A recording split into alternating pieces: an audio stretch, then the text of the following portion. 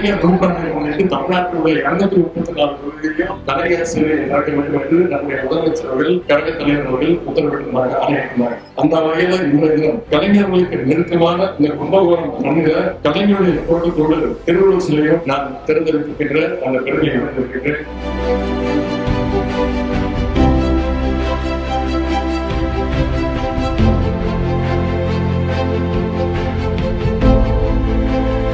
மாணவர்களுடைய முதல் கிளை செயலாளராக இருந்து கழகத்தை வலுப்படுத்த இந்திய ஒழிப்பு போராளி திரு ரத்னம் அவர்களுக்கு கலைஞருடைய சிறப்பு உதவியாளர் அவருடைய முயற்சியால இங்க திருவள்ளுவர் சிலையை தேர்ந்தெடுத்திருக்கின்றோம். தலைவர்களுக்கு மட்டும் சிலை எடுப்ப அடிமன்ற தொண்டன் கிளைக்கழக செயலாளருக்கும் சிலையை தேர்ந்தெடுக்கின்ற ஒரே இயக்கம் அதுக்கு திராவிட முன்னேற்ற கழகம் தான் என்பது கூறிக்கொண்டு நான் பெருமை அடைகின்றேன். முத்தமிழ் கலைஞர் அவர்கள் இன்றைக்கும் நம்மை எல்லாம் உணர்வாக, கொள்கையாக, செயலாக வழிநடத்தி கொண்டிருக்கிறார்கள். போட்டியிட்ட அனைத்து தேர்தலிலும் வெற்றியை மட்டுமே பெற்றவர் முத்தமிழ் கலைஞர்.